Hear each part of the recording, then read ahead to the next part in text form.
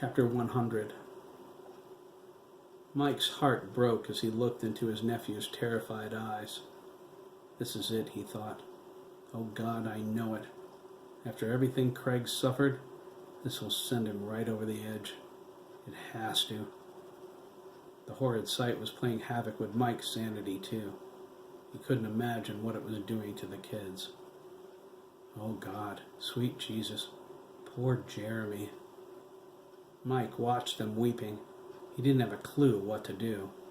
He saw Thomas's head between Jeremy's feet. He jumped down and kicked it under the truck.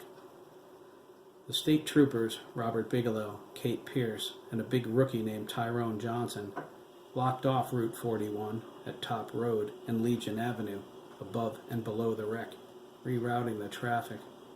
A crowd of market customers gathered in the parking lot. People ran over to the scene from Lead Sinker Road. Mike saw Lisa coming over the lawn in her Chevelle. She hit the parking lot, screeched to a stop, and parked sideways.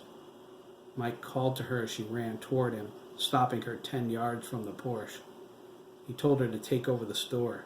He was going to the hospital with Jeremy and Craig. Lisa's face drew tight with panic. "Are they okay?" she cried, choking back a sob. "Please let them be okay." Mike nodded and replied, "Take care of Bea. She saw the whole thing. And call my wife. Tell her where I'll be." Lisa took a few clumsy steps backward. She ran over to Bea. Tears rolled down her face. Lisa put her arm around her and led her toward the store. Mike turned to the boys. Larry Singleton, Lancaster's sole EMT, was trying to separate them. Jeremy had his arms locked around Craig, even the broken one, and he wasn't letting go. Mike looked at his expression and ordered Larry to back off. Jeremy's sobs came with such force, his chest heaved. He was shaking all over. "Christ," Larry exclaimed, panicked. "Help me, Mike. The kid's going into shock." Mike nodded and knelt next to Craig. "Buddy," he whispered, "you've got to listen to me." His uncle's voice was steady, but it sounded far away. "Jeremy," Craig's mind echoed. "I have to help Jeremy. My best friend needs me."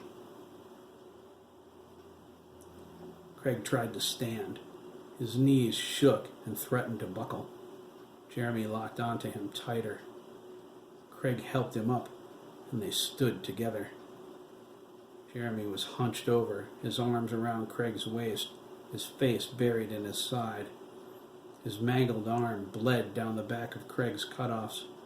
Craig sobbed as he walked them to the ambulance, assisted by Mike, with Larry right behind them. "Please," Jeremy wept, "don't leave me." "I won't," Craig said, tears streaming down his face. He didn't recognize his voice. "I swear to God I won't." Mike and Larry sat the boys on a stretcher and lifted it into the ambulance. Mike went in backward. Larry motioned for him to come over as he quickly bandaged Jeremy's broken arm. "Can you ride with them?" Larry asked. "We're short in EMT, so I have to fly them to the hospital as fast as I can.